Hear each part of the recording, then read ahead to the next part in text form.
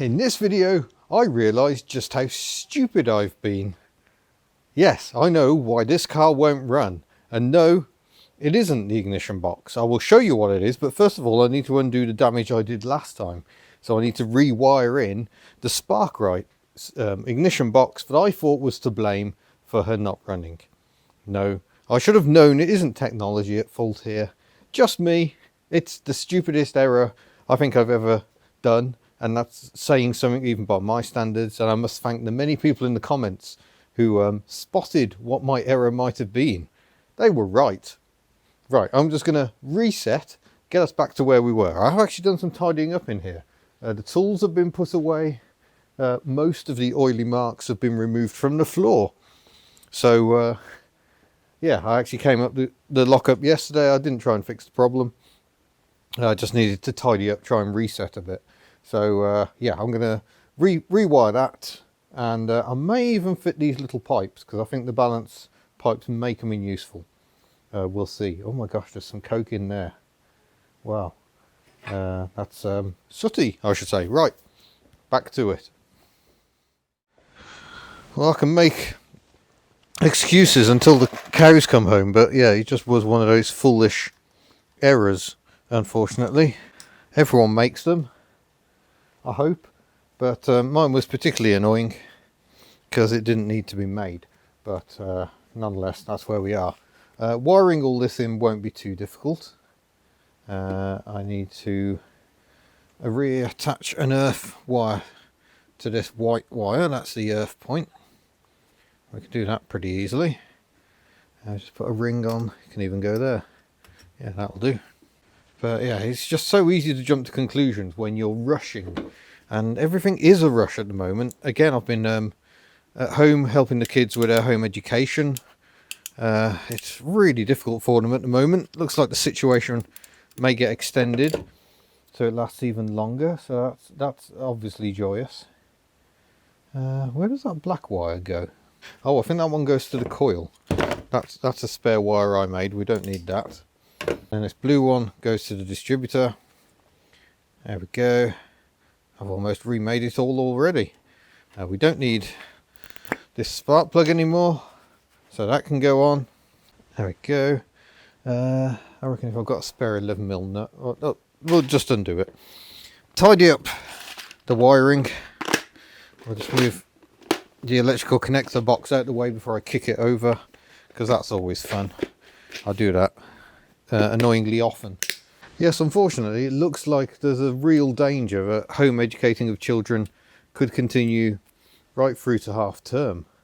So Miss Hubnut joins the channel full time at the end of next week. But she might not be able to get roped into quite so much mechanicking as we first thought. We thought she'd be able to help out, get me organised up here. But sadly, we're going to have to take turns to do the home educating instead. And it is so difficult. The kids, bless them, are doing so well because it's very distracting. They're not in their normal learning environment. The systems are not always joyous. So yeah, it has been monumentally stressful at times. Right, that should be earthed. Oh, I've got to remake that connection. Yeah, but by the way, if you're doing electrics, you really need one of these. I know some people like to solder their connections on absolutely everything, but I like actual connectors like this. But the only way to get them tight is with some proper crimping electrician's pliers. And now we can get to the moment of truth, and I reveal what I did wrong. Now if I bring you in a bit closer, you're awfully high up there. Let's see if I can bring you down a bit. There you come. If we take the distributor cap off, you may remember I was poking around with the points in here. Undo that clip. That one's nice and tight. And the one on the back. Did you guess right? Yes, I forgot to put the rotor arm in. It's the stupidest error ever. The rotor arm is over here for reasons I don't fully understand. But that is the rotor arm, so that is what switches the power from the coil to each of the HT leads. So without that, you don't get any spark. So get that on there. You see it wiggles around a bit. That's the advance adjustment going on there. Get the lid back on. And another thing to address, people were saying it sounds like Tuch's got no compression. She has got very little compression. It's 6-to-1 pistons in these. So they could run on 2-star fuel. They could run on very naff fuel quite happily. So they always were a bit low. But the other thing is that it's not a geared starter. The starter is this Dynastart unit here, which is just an electric motor. And then it switches to being a dynamo. And these sound very different. If you've ever heard a Honda Insight startup, very similar. It's just an electrical whir and the engine's away. It's not that of the traditional geared starter. It's a very different sound. And the whoop, whoop, whoop, whoop, whoop noise she's making is just because there is no exhaust fitted at all. So you're hearing the compression as those exhaust valves release. You've got the cycles, the air going through the engine. That's what that whoop is. So yeah, it's all a bit peculiar. But I'm now pretty confident that that will be job done. So I'm going to stand you well back. And I'm going to move some things because I'm going to try and drive her if she'll fire up. Not very far because I don't want to run into you. But nor do I want to run into tools. And cans of degreaser that I've been using to clean the floor. So if you're ready, we will give this a go. Let's just check. We've got the box connected to the coil, both sides, red and black. So that's good. We've got the blue wire coming down here. Carburetors there. We know we've got fuel. Had to remake some fuel piping last time. So this should be our moment of horrendous noise. Let's see if it is. I'm going to open the door. It might make life a little bit easier. I should have the door open. There we go. Oh, please, Tuch. Just make the magnificent noise. I'm going to put the handbrake on. I'm going to take this chock out. And we'll see what happens.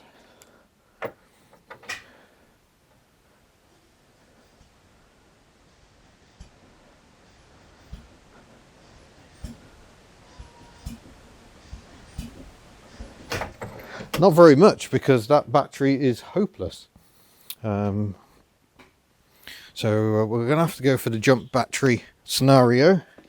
Positive on here. And we go from negative on here to negative on here. And I can just grab these earth wires here. We'll go off to the charge unit and that should be our connection made. Let's see if the voltmeter's perked up a bit. Yes, it has.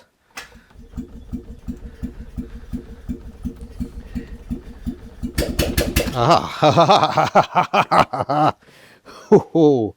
Let's just test. We got the choke on. Yeah, so the choke is down. Come on, Tuch.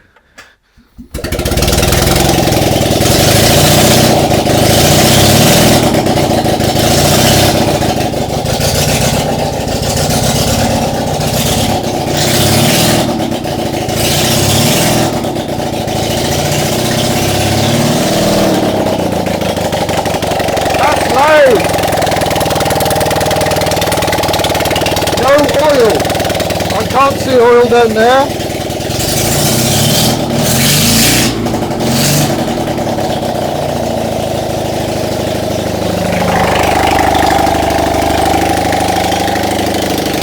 That's amazing.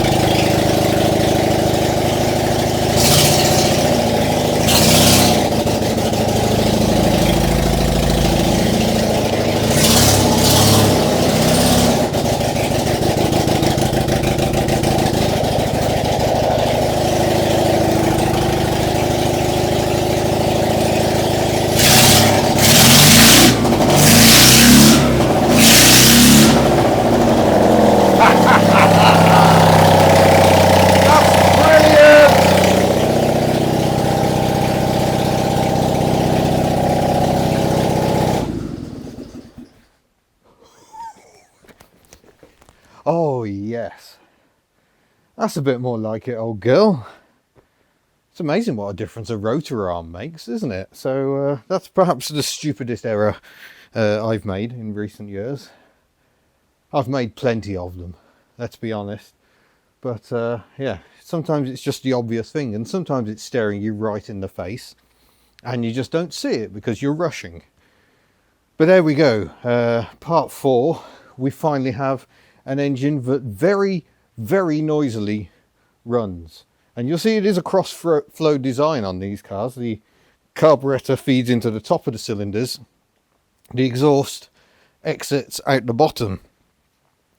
So before I rush and wang it back together and go for a drive, I've still got a window missing and it's freezing cold. And there's also still quite a bit of work to do. I would like to try and find the underplates. I know they're about somewhere, and get those back on before I put the exhaust system on. So that definitely needs doing.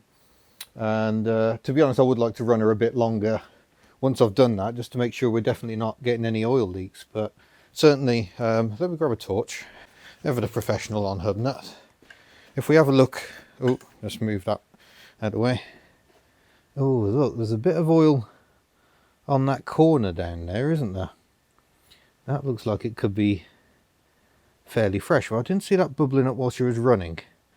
I think I'm going to fire her up again. I don't want to run her too long because we are running her without the cowling on, but it is freezing cold today, so I don't want to be doing too much damage. Oh no.